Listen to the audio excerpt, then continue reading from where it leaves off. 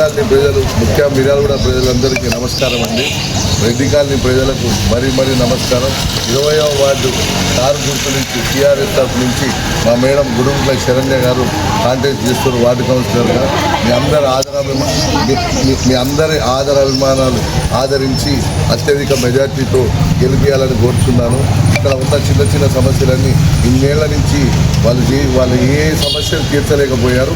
ఇవాళ మేము వచ్చినాక మేమేం చేస్తామని చెప్పి ఇలా ముందరికి వస్తున్నారు. మీరు అవన్నీ చూడొద్దండి. నాకు ఒక్కసారి ఈ అవకాశం ఇవ్వండి. మీ సమస్యలన్నీ చిన్న సమస్యలు ఫస్ట్ పోతున్నది వారంలో తీర్చిపెడతా. ఇంకొక దుష్ప్రచారం చేస్తున్నారు.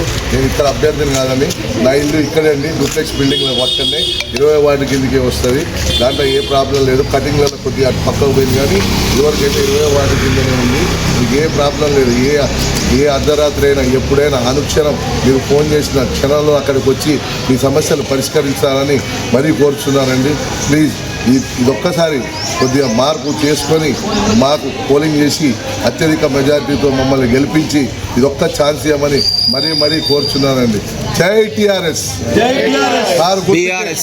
ఒక విజ్ఞప్తి అండి. ఇక్కడ మన బీఆర్ఎస్ అభ్యర్థి గుడుగుంట్ల శరణ్య గారు పోటీ చేయడం జరుగుతుంది. అదేవిధంగా ఈ కాలనీ ప్రజలు గమనించాలి. గత 2 ఏళ్లుగా ఈ కాలనీలో ఎటువంటి అభివృద్ధి జరగలేదు.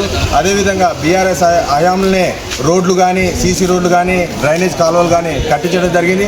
అదేవిధంగా ఇక్కడ గుడుగుంట గణేష్ వేరే వార్డు నుంచి వచ్చినారంటున్నారు. శేఖర్ రెడ్డి ఇంతకుముందు గెలిచినప్పుడు ఈ వార్డు కాదు, ఆయన ఇల్లు ఉంది కృష్ణ కాలనీలో.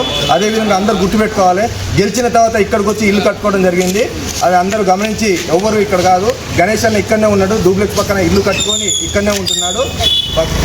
జనాలు ఎక్కువగా ఆలోచించి ఇక్కడ చిన్న చిన్న సమస్యలు ఉన్నాయి. కోతుల సమస్య గత 2 ఏళ్ల నుంచి ఇక్కడ ఎవరూ పట్టించుకోలేదు.